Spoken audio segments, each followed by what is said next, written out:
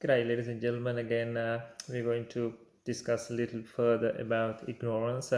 We discussed a little bit about ignorance in our previous clip, and I'll explain you the ignorance in another definition which Buddha gave us, uh, which is if we have to understand how the what is suffering, and then how does that happen, and how we gonna get rid of suffering, and then what path, what's the process of getting rid of that suffering. If you really understand those four things properly, so you don't have ignorance, you have the proper wisdom of how things going. So that's what I explained you in my previous clip. So let's talk about what is suffering. The suffering is you attach to the things which you really don't have any authority or any control. So what things we talking about? Any outside, what we are attached to. So we love to have our six senses satisfied. So how we gonna satisfy our six senses? We got six senses: eyes, ears, nose, mouth, skin, and mind. So those six senses have to be satisfied by sight, sound, smell, taste, good touch, and the thoughts, or the Dhamma. So we expect all these external six things coming into our internal six senses should be coming to the way we want. For example, we want to see our car with no scratches, in clean condition, and good smell, and with comfy seats and things like that. So that's our expectation. So we want to satisfy our six senses. We want to see a beautiful car. We attach to that mentality, the good scenery. We want to smell that fresh smell. We attach to that. We want to see as soon as we ignite it, and it should be starting, and that the sounds in the car should be very attractive. So that's to the ears.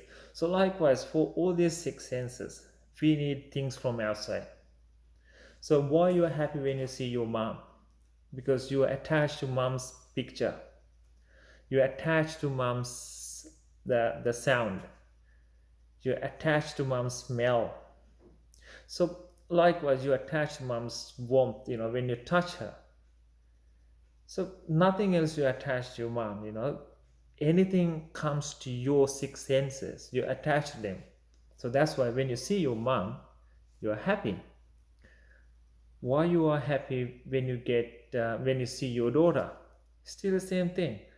You attach to your daughter's picture, you attach to your daughter's sound, you attach to your daughter's smell, you attach to your daughter's touch. Yeah. So anything we are after, that is because it satisfies our senses. So, but the thing is, in the reality, the picture, let's say mom, for you to see mom, she should be alive. Her picture should be the way you exactly expecting. You don't like mom's going old, because when she's somewhere, let's say 35, then she's beautiful lady. But now if she's 55, then she's decaying, going, she's aging. You don't like it. So you attach to your mom's that 35-year-old picture, but now it is aging, so you don't like it. But the reality is, why the picture's changing? Because for your mom's picture to be, the picture you saw when she was 35, for that picture to be like that, there were thousands of reasons. That's why her picture was like that. But now, one or many reasons have changed, and that's why mom's picture is now like it is now. But you don't like it. But you have to understand those reasons change, so the picture changes. But none of those reasons was your willingness. So that is really out of your control. But you thought you can control it. You attach to that picture of 35-year-old mom. But now when the reasons change, the picture changes. So you have to understand, when this attachment gives you suffering, the attachment, because of the fact that you've been attached to, you're expecting that the picture or the sound or the smell or the touch to be exactly the way you attached. But when the reasons changes, the result changes. But we disregard that. We never think that mom's gonna get sick. We don't want to see that. We're not gonna, probably you may have a 5-year-old baby, but probably she may die tomorrow. Why? Because there are reasons for her to be surviving, but none of those reasons is your willingness. So first reason for avidya or ignorance is attachment. So why this suffering comes to you? Because you are attached to the things which really is not going to the way you want. So now the reason that is the reason for suffering. So how are you going to get rid of this suffering? So you have to understand these all the theories behind it. So these reasons are not going to the way you want. So once you understand that fact, you think that, okay, if I attach to this result means either picture or the sound or the touch or the smell or the taste or dhamma, anything comes to you, to your thoughts. So if you attach to that, if they are not going to the way you want, you will feel sad. So that's the reality of the world. So what we have to do is to put that context into each and everything which you have attached so far. So let's say any coffee table in your house. So you like that coffee table to give you those the things to satisfy your 6 senses. So it should be very clean, the good picture. It should be probably a good smell or good touch, or anything. You're not going to eat it, but you have to have the proper. Your expectation has to be satisfied. If it's a cake, it should be very very good looking cake, and then good smell, and it should be very tender, and for the good touch. And likewise, there are things in that particular object which satisfy your expectation or your 6 senses or few of those senses. So, but the thing is that result is not going to the way you want.